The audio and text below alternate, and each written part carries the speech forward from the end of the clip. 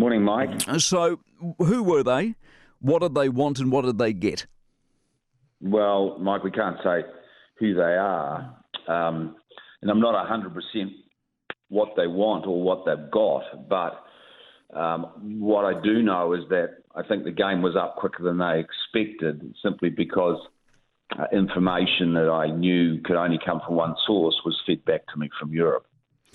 Were they planted, do you know, or did they think I can get inside and get something for myself for some sort of gain? Again, not sure. It's hard to believe it would be a plant, but when you get inside an organisation like ours and you've got pretty much free access, it can do things to people. Mm. When did you get suspicious, and what made you suspicious? Yeah, we got suspicious about December last year. Just some actions didn't kind of feel right, didn't feel team dynamically right. We placed one of them effectively inside the main organisation, just literally outside my office, and with some guys that, obviously all our guys we trust, but knew what the game was. And then once I was informed effectively out of Europe, the game was up at that stage. And you dealt with it personally, face-to-face with these people? Oh, absolutely. And what was it? Was it a fight? Did you yell? Was there? I mean, how do you deal with something like that? No. Well, something like that, quite simply, you ask the question, were you the leak? And, of course, you're going to get an answer, no, and you're looking for body language, etc. And, the body language was straight. You couldn't have told from that. But they realised the game was up at that stage, and within 48 hours, we knew. How many are we dealing with? A person or several people?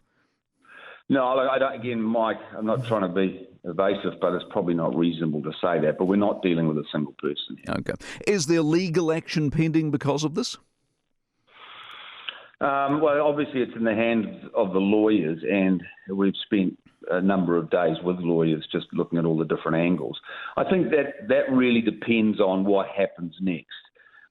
We haven't got any intention to take this any further at this point, but it won't be necessarily our call. Our hand will be forced from here and possibly. With the benefit of hindsight, was there an obvious gap in your system or business, or could you have never have seen this coming?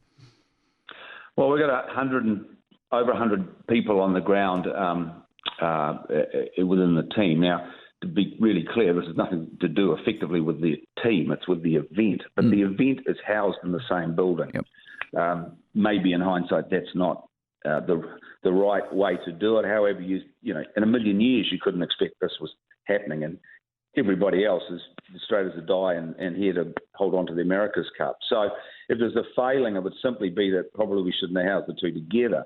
But again, you just can't foresee this sort of thing, and you couldn't.